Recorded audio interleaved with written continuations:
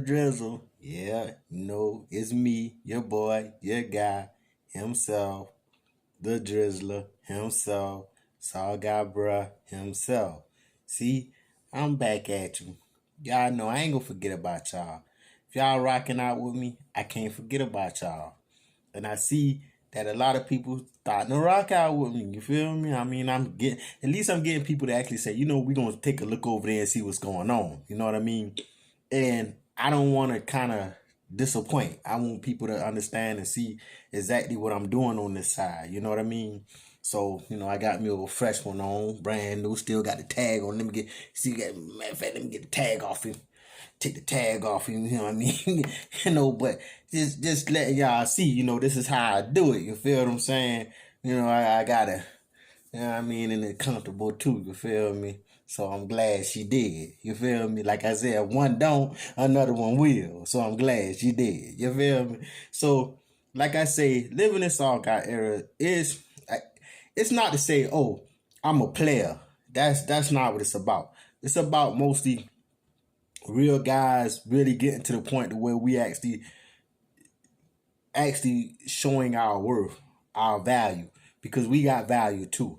I know sometimes people may look at it like they trying to use a female or they want to abuse females, and that's not all at all what it is. You know what I mean?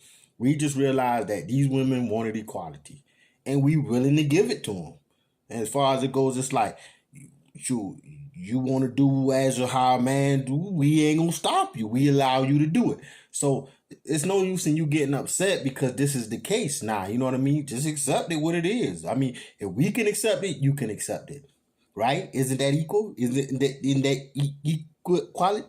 Okay, well, that's all I'm trying to say. So, but in this, what I'm trying to get at on this series right here, because I have series. Most of the time I don't do just like a video. I basically go into this series, right? So what I want to get into is this. This right here is very what you call personal. This is more personal to me than anything because that right there is me. You feel me? That's me right there, and that's actually my daughter's sister. No, that's not my daughter. That's my daughter's sister. I'm a single father, and I take care of my child. Don't get me wrong, but I actually was taking care of this little girl for about 7 or 8 months. She was in my custody. Child protective custody had her in my custody and care. So I took care of her for 7 to 8 months. That was last year. September, she went to stay with her grandmama. Now she's staying with her auntie and her uncle. So, but she still comes and spends times with me on weekends. I have her. So some weekends I have her, and she literally started calling me dad. Like she's always seeing my daughter say, "Daddy, daddy, daddy." So she started saying, "Daddy, daddy, daddy." So then my daughter was like, "Oh, June supposed to say that. Don't." And then I was like, "No, don't stop her." You know what I mean? Don't stop her from saying that. You know what I mean? And my daughter's looking at me strange, like, wow, like, hold on, you my daddy. You know what I'm saying? Like, dude, you my daddy. I know you my daddy, and I know you're not her daddy. I know who her real father is, and so, but it's like I had to stop her, kind of like, because I had to let her realize the fact that, no, no, I'm not her real father, but she might never get a chance to know this man. This man is doing a bid about 30 years in prison. From my understanding, that's how long he's going to be incarcerated in prison. He might never get a chance to actually even know her. She might never even get a chance to know him as her father. But she do got me as her father. And that means a lot to me. And when she was in my care, I bonded with her so close to where I feel like she's my daughter. If I don't spend time with her sometimes, it bothers me. And that's crazy because this is not my biological child, but it feels like that. She feels like she came from me herself. And I love her just like that. I took care of her just like that. I try to adopt her, but I have a record. So that's another whole story that I wasn't even able to actually adopt her because of my past life and all of the stuff I did and been through. So it stopped me from being able to adopt her. But and actually getting a foster parent license, because I want to become a foster parent, but it stopped me from doing that. So like I said, brothers, y'all can mess up y'all lives by really doing all kind of crap and living in long enough to come to the point where now you want better and you want change and you're trying to do something to help someone else's life and you can't do it. But God still got his plan. That's why I say the Father Yahweh, he still got his plan. And I go with that, So let's get into this story about these single fathers and being a single father myself, and what it's meant to me and how it's been able to be a blessing, that I had never even thought it would be. All right, just drizzle. Be careful how you treat people. Be careful how you treat people, man. See, it's certain people that God don't play about. Be careful how you treat people, man. There's a scripture in the Bible that says, touch not my anointing and do my prophets no harm, man. You don't know who God got on assignment. And if God put them on assignment, there's nothing you can do. You can't come with your hate. You can't come with your negativity. You can't come with your bad words. None of that. Nothing you're going to try to do to harm them or stop them from fulfilling what God got for them is going to prosper. That's what that scripture means. No weapons formed against them shall prosper, and every tongue that accuses them in judgment shall be condemned. See, a lot of y'all be putting y'all mouth on people and don't even realize this is God's anointed. That's why the moment you say something bad, the moment you try to come against them, all hell break loose in your life. Well, Father, it's being Yeah, and I just want to stop it right there, man. Before we get into this part, just be like, man, sometimes something, you don't know how the Father uses some people to just change your life. Like how he'll bring someone in your life and it'll change your whole outlook on life. You know what I mean? Like her mother brought her in this world as to hurt me. She was supposed to be a hurt to me. Like literally, I noticed, and I'm not making this story up. This is true. She brought her in this world to be a hurt to me because she wouldn't do right. She wouldn't be right. And then, we broke up and I met this other female that became a mother of another child of mine that, she's even tries to keep from me and don't want me to see. But it's like the Father, like, okay, well, I'll give you this. You know what I mean? And it was crazy because it's like she was supposed to be there to hurt me. And at first I didn't want to have nothing to do with this little girl. And it's like, nah, I can't see my life being worthwhile without even her being a part of my life. And I hope one day she can look back and see this and know that everything I'm saying is true. Like, she means that much to me. So, we're going to go ahead with just being a single father is something else, man. We just got to get to the point where we're able to be men and stand up and be like, you know what? Hey, life is more than just us being out here running these streets and being on some mess. You know what I mean? It's telling you, like, the blessings in disguise we don't even see because we too busy living our life on foolish mess. But like I said, this is another guy, talking about being a single father. I actually couldn't get a lot of melanated, like I was trying to find them like melanated black dudes, like trying to find, like, let me see if I could find something in there. I wasn't able to find a lot, like hardly even really none. I found some skits, but the skits was like planned or played. You know how I am about that Hollywood stuff. I don't really do that. I like more real stuff. So, and it's hard to find it, but the best you can. This is the best I can do. You feel me? So, yeah, I just have to doggone just kind of lean into it, and like I said, if I can feel like it's real because I'm living it, then I go with it. able to get on with your life whilst not seeing your kids as much or at all. When you're around your kids, you feel like everything's okay, and you try to tell yourself that. But as soon as they leave, you want to clutch at them like one of their comfort blankets. You feel like without your kids around, you have no purpose, no hope, and no impact. Sometimes you live in the past and wish you had done things differently. Other times, you live in the future and you're worried and scared about what things will look like. Will there be another man in my children's life? Will I have to start dating women again? And in this place, you're full of fear. Fearful of the unknown and the man that you'll have to become. Now, one thing he did say that kind of like I do think about, like if, I had children, then I do think about another man being in their lives. I realize that some females, they don't care. They don't care about how many men they bring into their children's lives. And women, y'all need to, like, and I'm just talking to you females. I'm talking to you ladies right now.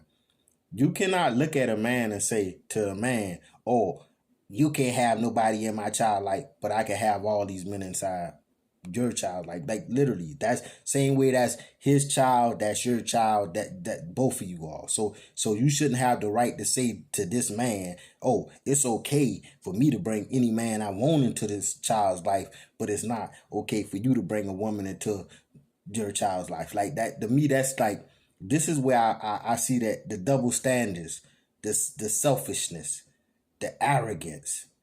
It's like the audacity sometimes, because it's like the men think about it after you, a man trying to make a better decision than he did with you. So in his mind, he's trying to find someone better. But women, truthfully, are you always finding a man better than the one you had before? Are you always finding a man that's on the level of your children's father? Like in most cases, you actually start to date and go into relationships and date and marry down. You don't marry up. You marry down. Like you marry something and date something worse than what you had as a child's father. And this not because you can't find a man that's better or find a man that's doing well or not on that level. You look for these thugs and these ratchet and these rambunctious and these just horrible dudes. I noticed. I done been involved with these females. Like, y'all can sit there and y'all can paint this fucking perfect picture for somebody else, but that ain't the case. Like, when you done live through it, you done watch women, and you be like, damn, like, you had me, and then you go out and you met, like, I could say, just like, I could say that, the baby, when y'all first seen, and I don't really want to say her name, Naya, but I don't want to say her name, but it's like, at the same time, it's like, just her father, like her mother went out and found somebody worse than me, like a jailbird, go to jail, use drugs, on all kind of stuff, knowing that this is a life that I've been trying to change and do better and leave alone. You go and say, "Oh, cause you ain't doing it, I'm gonna go find somebody who is." Like that. Hold on, wait a minute. You see me stopping doing this stuff because it's gonna hurt my life and it's gonna hurt the family and the children's life. So I'm gonna stop. And you say you're gonna go out and find somebody worse. See, this is what I'm saying. Like, y'all got to get with the program, female. Sometimes it's like you thinking that you can do better than us, and you don't never do better than us. You always really trying to do worse. At least with men, it's like, okay, I had that ratchet crap. I ain't trying to get that. I'm trying to get something way better. Something that's beneficial not only to my life, but can be beneficial to the children's lives. That they can find some happiness and joy in. And some a female, and the women, if that's not what y'all doing and that's what y'all not thinking and that's not what y'all about, you better go back and look in the mirror and recheck yourself and see just how ratchet and awful you is. Like, literally see the devils and the demons that's inside of you that's running and controlling you. And don't think it ain't, because I promise you're gonna find out quick that what the real truth case about the situations is. So I'm just telling y'all, drizzle. In order to have a happy life again. Your friends try to come for you as best they can. You'll be right. You'll get through it. But the reality is that there is a deep emptiness inside of you that they could never understand. And it's the emptiness of potentially never seeing your kids again or losing the deep connection that you once had. So you default to what you know, which is working a lot. But really deep down on the inside, there's this black hole of despair that hangs over you like a shadow. And it's you wondering if you're going to be able to get through this. With the fluctuations between utter hopelessness, extreme anger, and regret for letting your life get the way it has. But the reality is that you don't have a motivation or a commitment problem. You have an identity problem. The man who stands on his own 2 feet. The man who has desires, who has wants, and who has feelings. The real you. Not the man who got lost amongst trying to serve and please all those around him at the expense of his own spirit. And that's another thing. These are things that does happen. You know what I mean? Like, I think that's like I say, one of the reasons why I choose what I choose is because I want to give this definitive message to people. about these things that occur inside our lives, things that we can't change, things that we have done everything we can to try to do something about or help or change the situation. But sometimes we lose ourselves in the midst of these things. We lose ourselves trying to make a situation better, trying to get some understanding from people, because we go in as trying to do this, but it's like we start losing ourselves in the midst of this. So and if we do come up out of it, it's like, do we ever regain who we are? Do we ever find sanity? Do we ever get to the point where we can say, dang, I'm totally messed up, and I don't know which way I'm going, or how do I get back to myself? And this is the sad truth about situations and circumstances, because some people, they don't realize what they're doing. They get themselves involved with people and they totally screw up their lives. When it comes down to the females, we get involved with these women, and we don't really even know that these women have been through all kind of crap, all kind of traumas, all kind of mess in their lives, and that it's messed them up so bad that they're no good for the next person they meet. And they don't do anything about changing that. What they do is they just meet the next man and screw him over, and meet the next man and screw him over, and meet them. And they never healing from none of the traumas that they get, and they just keep doing it over and over again. And then they blame every man they meet like it's their fault, when really you're screwing every man you meet over to make him bad, and he's worse for the next woman. And this is a cycle we just going over and over and over again, and ain't nobody really realizing what's going on. So it's like we just blame each other, when really the problem started way before we even met that person. And the problem started with that person way before they even met us. So this is why I say we got to get with the program, people, and start realizing what we doing to cause problems in people's lives, and see what the issues is, so we can get ourselves right. We got to get ourselves right inside. We can't keep going from relationship to relationship, meeting person to person, and we ain't never getting ourselves right, because we won't be right or good for anybody. Not the people, especially not the children. Being a single father, especially not the children. And that's what I'm thinking about. Like, dude, I got to be right for these children, because they gonna be grown. And if I can't teach them how to become an adult and knowing what better and how to pick the right spouse and the right person to be in their life, then they ain't gonna be no good for them. And then they gonna go through this cycle all over and over again. So it's just what it is. And so I thought my partner and kids should just put up with the fact that I was just never there. And even when I was there, I was never really present. And then after the breakup happened, in what was once my safety and security in that relationship, I was forced to be out on my own. Everything that I thought was right was wrong. I didn't want to change. I didn't want to have to be the problem. And so I blamed anyone and everyone else that I could. And I didn't want to go through the 12 steps to rehabilitation. I didn't want a uni graduate to tell me to be more positive. I needed someone with realness, who'd been through the trenches and could meet me where I was. And there was one question that stood out to me amongst all of those mistakes, the pain, and the uncertainty. Who am I? Who am I without the kids? And that's where I want to stop at. This is where I want to end this at. Like, just what he's saying. You lose yourself to the point the way you don't even know who you are no more. You don't even know how to move forward. And see, these are things that I done been through. The reason why I do this is because a lot of this stuff I done been through in life. And I know it's people younger than me, and they gonna go through it, or they going through it, and they wondering, how do I get out of this situation? And I'm telling you dudes, and I'm telling you females, it's always light at the end of the tunnel. At the end of the tunnel, it might be the darkest tunnel, but I promise you, you walk that tunnel and you go through it, it'll be a light at the end. And then at that end, when you find that light, that's when you just walk into the light. Do not go back in the tunnel. And I find people that will turn around and they get to the end of the tunnel and they go right back into the tunnel again.